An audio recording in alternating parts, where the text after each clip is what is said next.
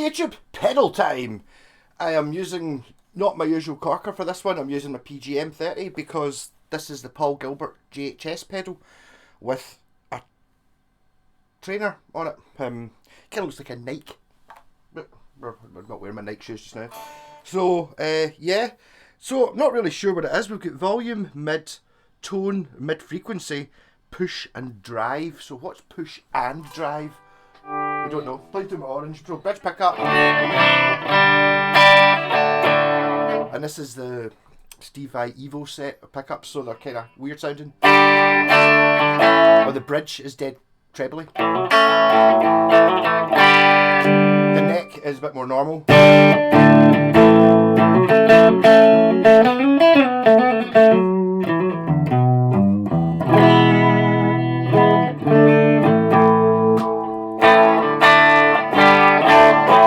So let's see what the pedal does. So all the knobs at 12.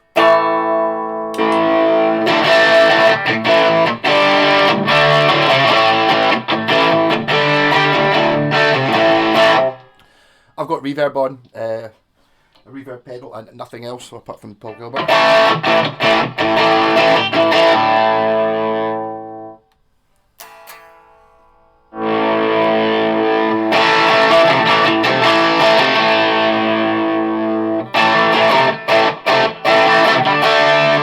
Don't like the reverb's kind of...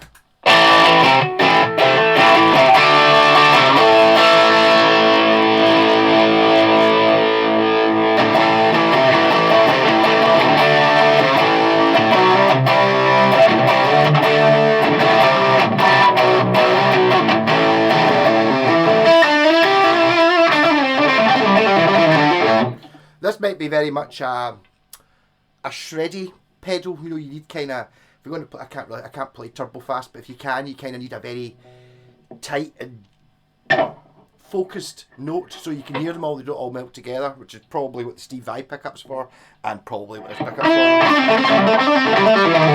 So you'll probably be able to hear every single note. Okay, it doesn't.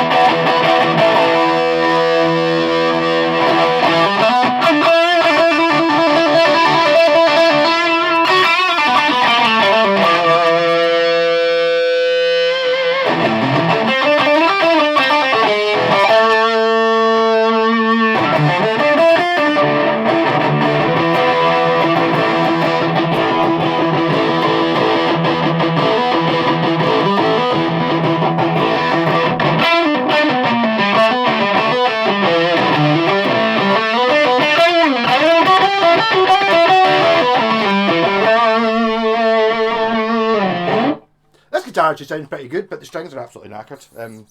I need to start my before Christmas. I'm going to try and elixir a fair whack of guitars. If only there was some way I could get elixirs directly. See if I could get 10 sets for even £2 less a set. I would totally do it, but it doesn't seem to work.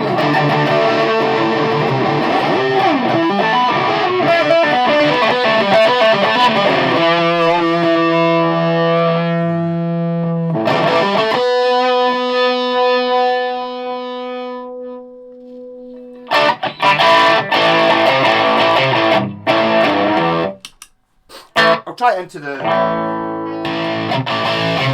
So there's the gain channel in the orange. You can tell by the noise.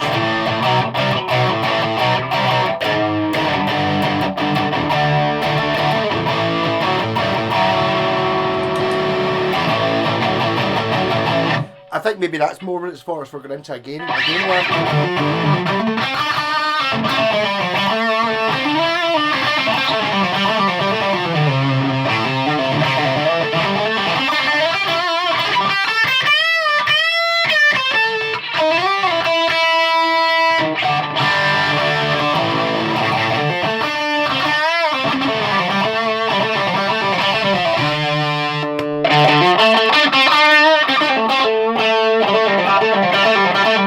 Back on the clean channel.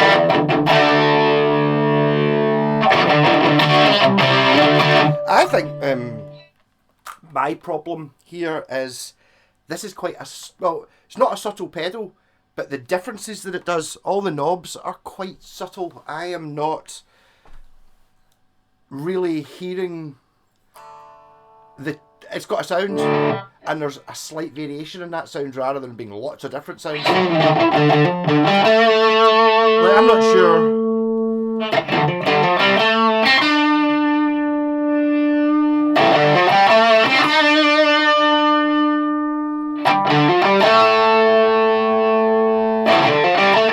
Or maybe it is now. Once you actually think about it, it is kind of changing the mid frequency.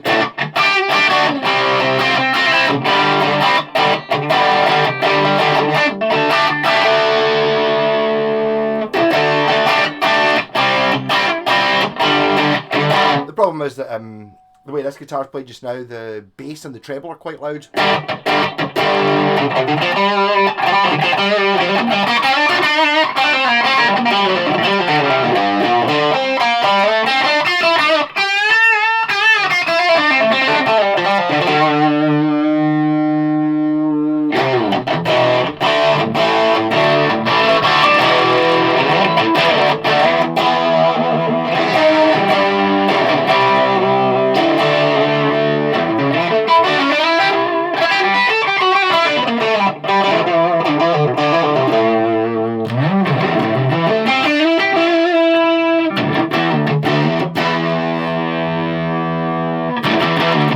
Okay, so it seems to the mid does seem to be making more of a difference on the bridge, the neck pickup. Back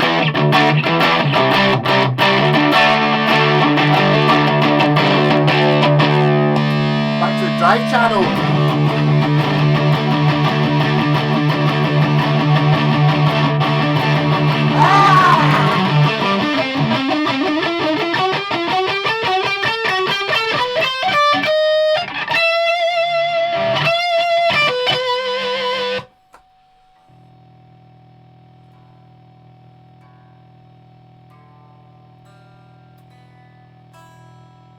The whole guitar is sharp.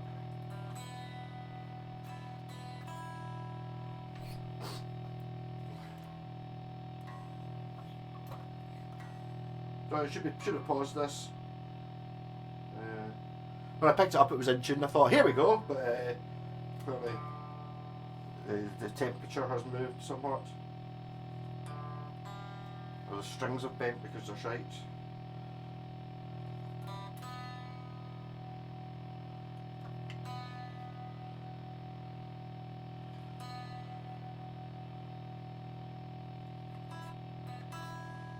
Sometimes just can't be bothered with Floyd Roses, I'll be honest. For the amount of extra effort it takes to try and tune the thing.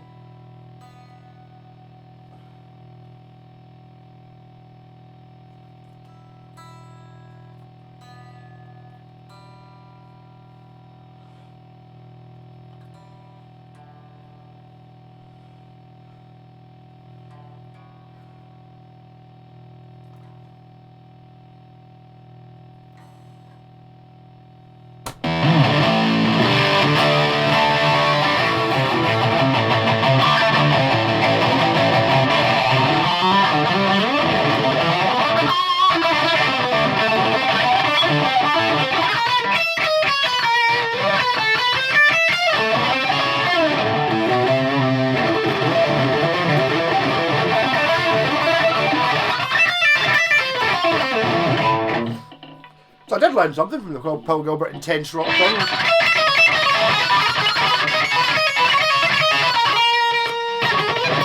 But not very much.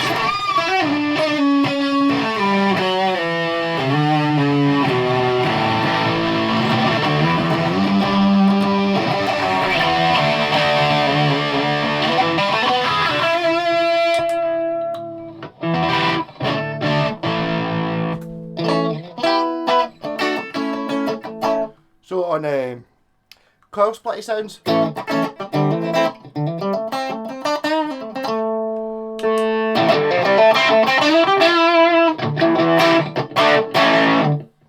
I dare say it makes more difference in that sound.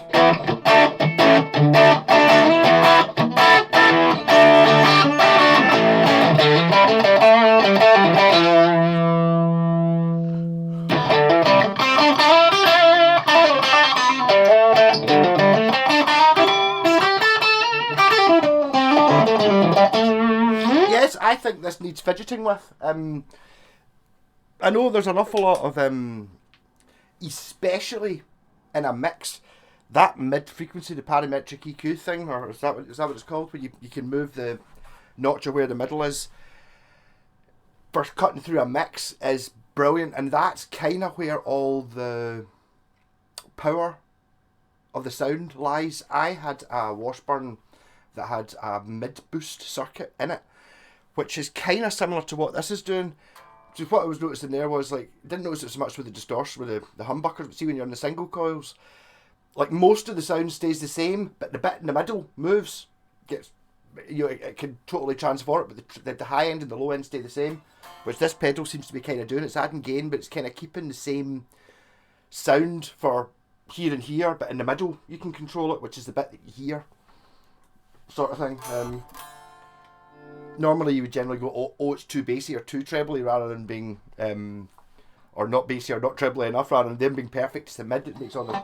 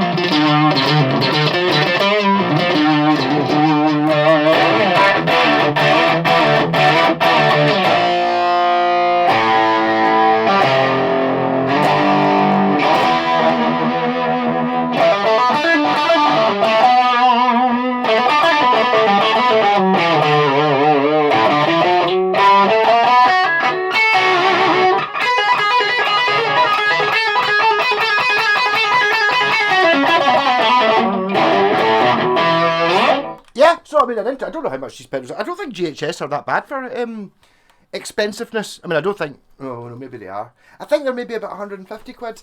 I haven't looked this up. I don't even know what it's called, to be honest. I just remember it being the Paul Gilbert one.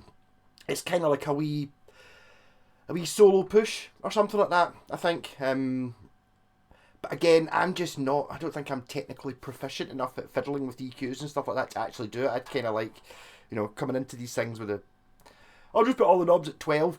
Isn't the best way of using pedals, but I ain't no pedal guy. Maybe many things, but I'm no pedal fan. Well, I do. I'm a rat pedal fan. Yeah, so JHS Paul Gilbert pedal. The reason I was going to say they're not that expensive, but I remember they brought out a series of sort of like as the home price ones where it was just white. It didn't even have any graphics on it. Pedals, and they were like 90 quid or 100 quid, so they're not exactly cheap, but I think they are. Those ones were still made in, you know, by hand in America by a group of hippies, basically. I think that's how it goes. Everyone works at that place. I think Josh probably chooses them, so he chooses folk that are funny, which is fair enough. You know, ability to solder, important. Ability to come up the circuits, important. Ability to get on with, more important.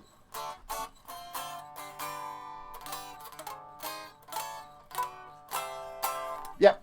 So, doing a few pedals today. I've actually got a Temu thing arriving, so I've got my pedal thing set up because I bought a pedal from Temu, and it's out for postage today. So hopefully I should get it today. If I've not already been to the Bray Head thing, so if this is before Saturday or Sunday, which it won't be, so I'll tell you how I got on. It might have been a pure disaster. And if you did come and say hello, thanks. It's probably the highlight of the weekend. Catch you later.